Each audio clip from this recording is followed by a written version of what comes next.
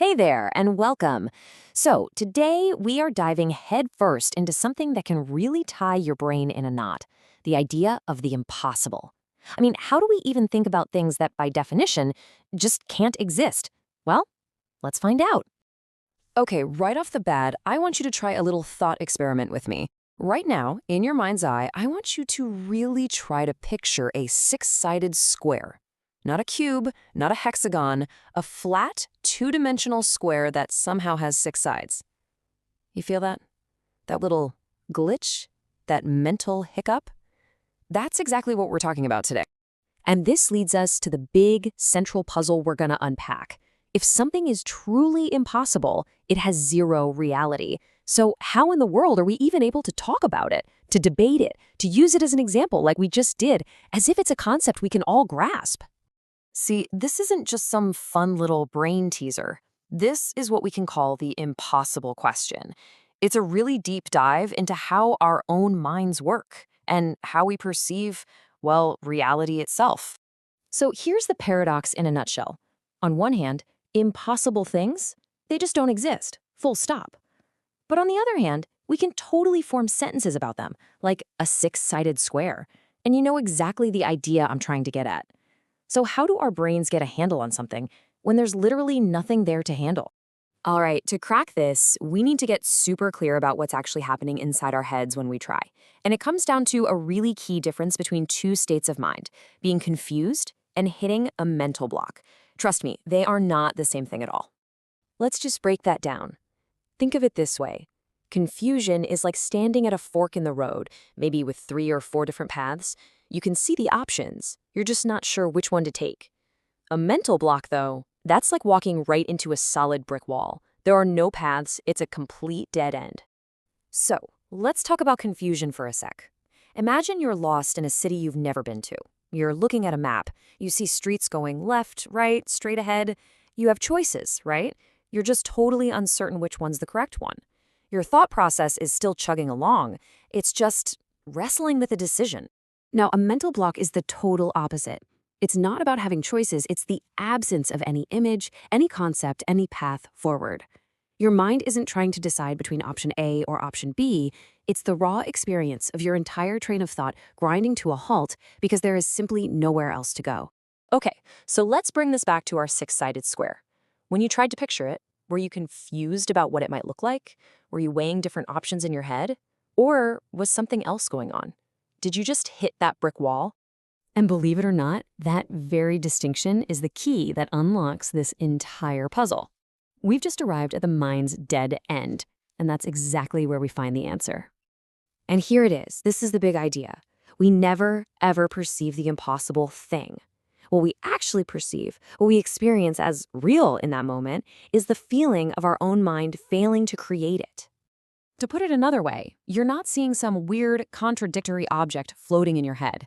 You're feeling your brain's logic circuits just go, nope, can't do it. The request doesn't make sense. The reality you perceive is the mental block itself. All right, time to put this theory to the test. Let's do a little hands-on experiment. We're going right back to our good old friend, the six-sided square. But this time, I want you to pay super close attention to what your mind is actually doing step by step. Okay, one more time, close your eyes if you want. I want you to genuinely try to form one single stable image of a six-sided square. Don't just say the words in your head, try to see it. So what happened in there? Well, if you're like pretty much everyone, your brain probably did this. First, it pulled up the mental file for square. Easy. 4 sides, 90-degree angles, you got it. Then, your brain heard six-sided and pulled up the file for that, which is a hexagon. And here's the fascinating part. Your mind just starts flickering between the two. You see a square, then a hexagon, then back to the square. It can hold one perfectly fine, and then it can hold the other perfectly fine, but it just cannot merge them into one thing. There's no third image that pops into existence. The process just fails. And that feeling, that flickering, that inability of your brain to resolve the two ideas, that specific sensation of failure, that is the mental block. You just felt it. That is how we perceive the impossible. Okay, so let's tie this all together. We started off asking, how can we possibly talk about things that don't exist? And the answer, it turns out, is kind of wild. We don't. Not really. And this is the final takeaway, the big punchline. When we try to think about a six-sided square, we aren't perceiving the object. We are perceiving the boundary wall of our own mind. We're experiencing, firsthand, the very edge of what is possible for our brains to imagine. And that just leaves us with one last huge question to chew on. If our minds have these built-in logical dead ends that we just cannot get past, does that say something fundamental about the structure of reality itself? What do these universal mental blocks tell us about the basic rules of the universe we live in? It's a pretty deep thought. Thanks for digging into it with me.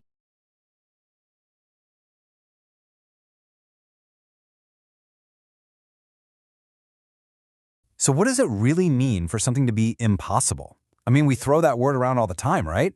But what if I told you that a flying person or even a talking horse isn't truly impossible? Okay, stick with me here, because the answer to this actually reveals the absolute limits of logic and even our own imagination. So let's just start with that one. Do you think a talking horse is impossible?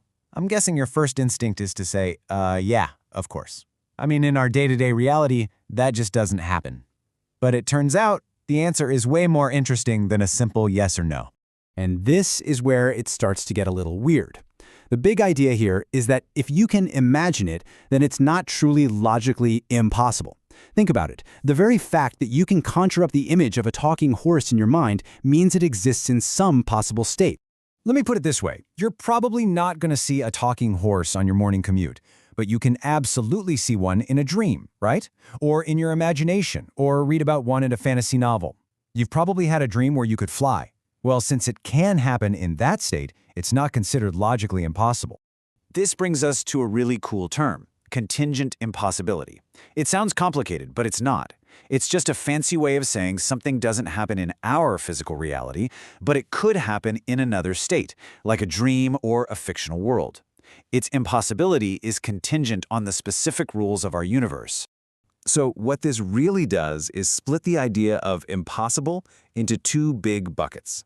In one bucket, you've got the imaginable stuff, like our talking horse. It's only contingently impossible. But in the other bucket, you have the truly unimaginable, something like absolute nothingness, which just can't exist in any reality, period. All right, so if a talking horse gets a pass, then what is actually impossible? Well, now we're getting to the very edge of what our minds can even comprehend.